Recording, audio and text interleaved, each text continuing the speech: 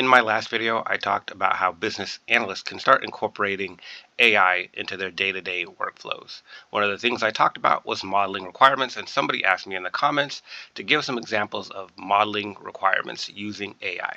So what is modeling requirements? Modeling requirements is simply organizing information in a way that makes it easier to see or understand what needs to be seen or understood. For a business analyst, your job is really to ensure clarity and agreement across the 6 core BA competency areas with all parties that might be on a project. So that might be designers, developers, testers, sponsors.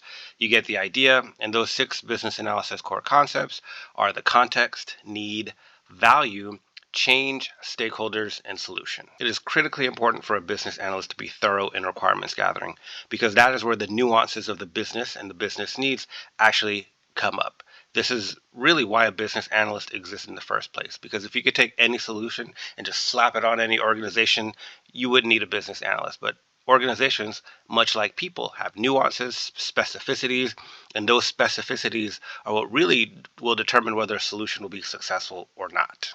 As information is gathered, it is your job to make sure key stakeholders understand the key pieces of information that they need to do their job, whether it's decision making, whether it's designing something, whether it's actually developing something.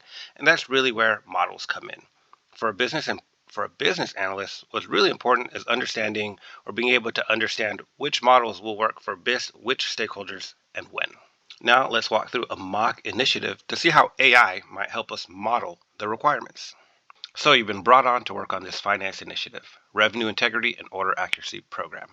The goal is to reduce revenue leakage by eliminating missing, incorrect, or inconsistent details in quotes, sales orders, and contracts. So with a goal like that, that means somebody has some idea of where the revenue leakage is coming from, and revenue leakage is just missing opportunities for revenue because people don't understand the contracts or what's on the quote or whatever entirely, maybe later on down the process within the scope of the relationship with the customer.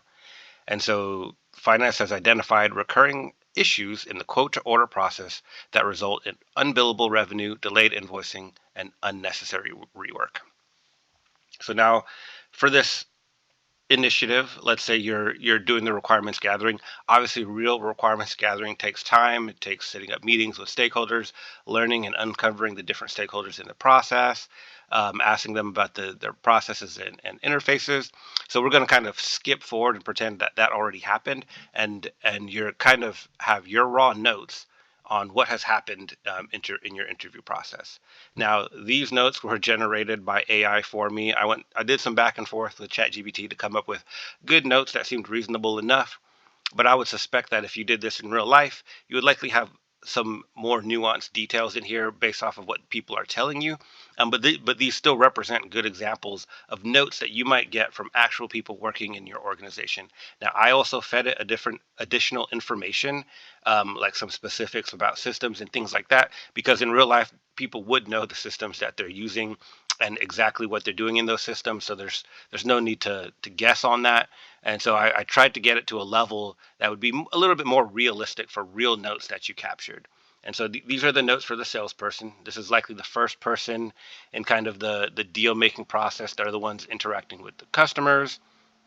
And these are some of the problems that they had. I'm not going to read all of them, but it amounts to, multiple tools for looking for information. The fact that this person is really on the move, they care more about that interaction with the customer more than the nuanced details of what may need to go into a quoting system or something like that. And they also don't know everything about the product in such a way that allows them to do everything exactly correct.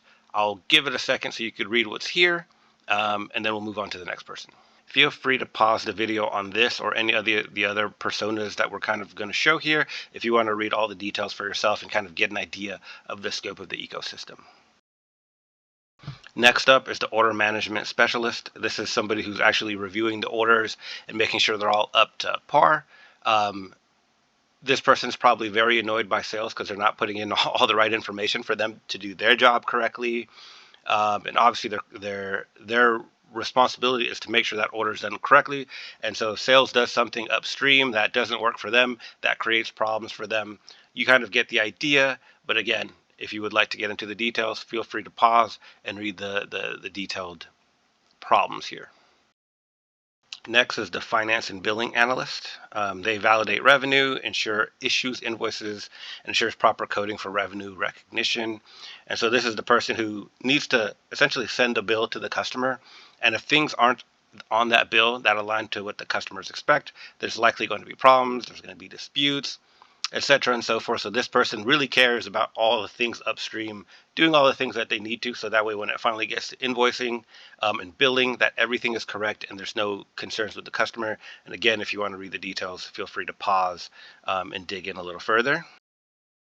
Next is the customer success person. This person is really the person who manages the customer after the sales process has been completed, right? Once that customer signs on the dotted line and they're under contract, the salesperson is off to the next potential customer so they can generate new revenue.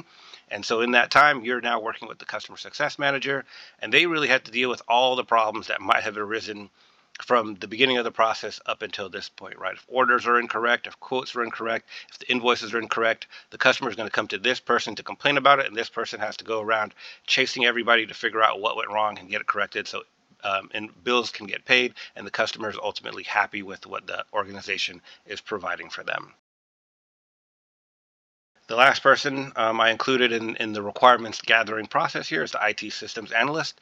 Typically, when you have somebody who's working with the systems, they're a person who kind of understands all the complaints that are happening within their systems, right? Because they're the ones who are constantly being asked to make changes, saying what is and what isn't working, having to be woken up in the middle of the night when a system goes down.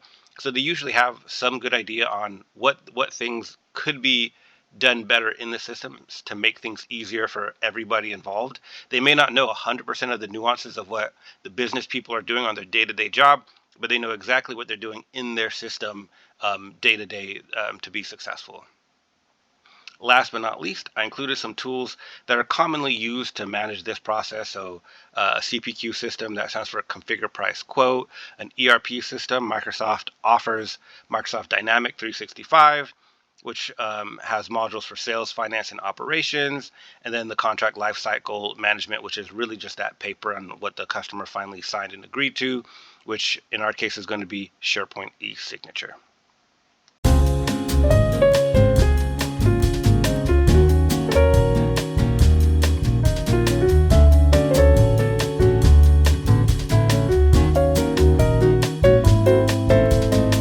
Now, for the purpose of this video, what I'm going to do is just copy all the text here.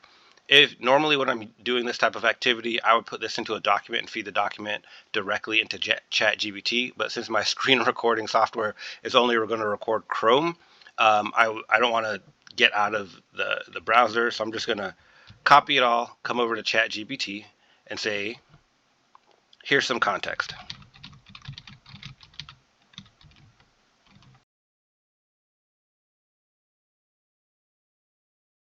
So I uploaded the context and essentially just rewrote the notes that I already had, which is interesting. That's not what I thought it was going to do, but it works for me. Now that the context is in there, I can go back and say, okay, let's think about my first stakeholder. So on a project like this, depending on when you're brought in, especially if you're brought in super early and maybe you're a more senior analyst, you might be working to build a business case for this. And so let's go back to this financial initiative and say, can you create a sample business case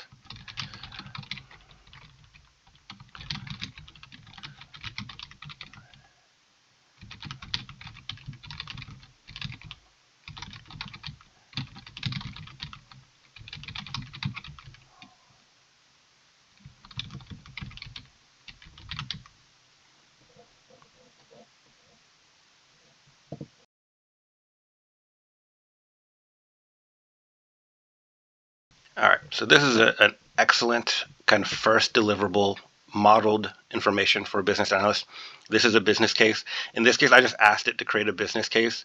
You can upload a sample kind of model for a business case. So if your organization uses a very specific template for a business case and they ask questions in a very specific way, you can upload that into as context as well. So usually by adding a file here, you could add a file or copy it in like the way I did. and ask it to use the structure that you used. But this is good enough for our example here. I think it did a really great job understanding, taking into account the information that we provided for it, included real numbers, included a proposed solution. So at a high level, the business sponsor could understand what we intend to do to actually make a difference based on the information that we gathered, as well as some high level capabilities. This may not be necessary in a business case, but I specifically asked for it because I know as a business analyst, that's where I'm going to want to go next. And I may want to get agreement on those high level capabilities at this point in the process, because it may be that once I get to this point, now I'm really working with the teams to start the implementation, especially if it's a agile initiative. I may just be working kind of independently at this point, understanding that we're all in agreement that this is the direction that we want to go. And so again, it did a really good job. As the business analyst, my job is also to go through all of this and make sure I'm okay with it and that it aligns with the information that I captured. Since I'm the one who captured the information, I likely have a good understanding. I could also go back to those stakeholders I interviewed and review this with them as well. But since this is at this point the business sponsor, it may not be what we choose to do. Okay, now that the charter is signed off on and we're good to go, now it's time to start breaking this down into the epics and user stories. So let's start high level and see where it takes us.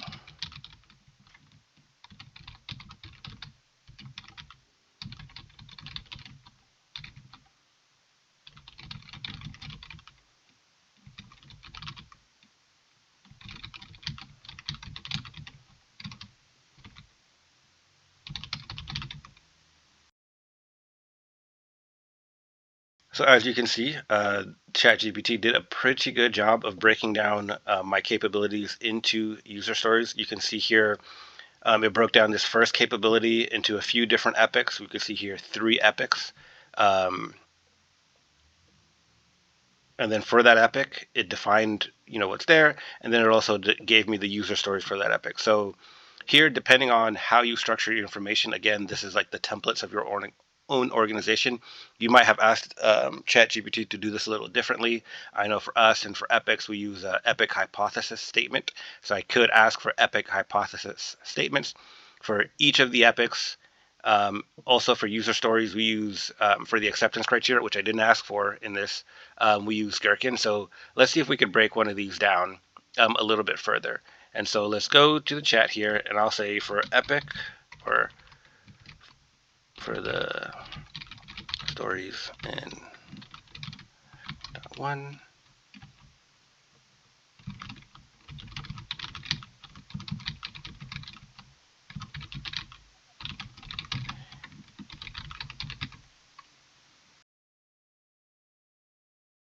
so once again, ChatGPT has done a great job of breaking down my first epic and its user stories into acceptance criteria. Again, it is my responsibility as a business analyst to go through all of this acceptance criteria, make sure I read it, make sure I'm good with the way it's been written, right?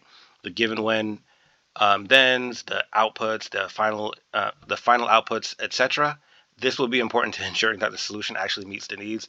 Obviously, it's using all the information that I provided it. There could be things I forgot to provide it, so I could, provide it again and reprompt it again. You can see here that I've hit my limit on ChatGPT 5 for free responses, which was pretty funny. But fortunately, this is about where I wanted to stop anyway. And so this is also important because if you're using a free model, you need to kind of create your queries in such a way that you're maximizing the output you get without hitting some of these critical limits.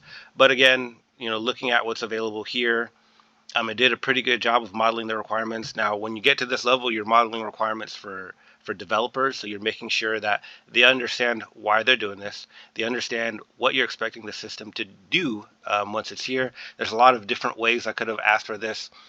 We like to use Gherkin at my organization. You could have also done this with use cases. You could have asked for process flows.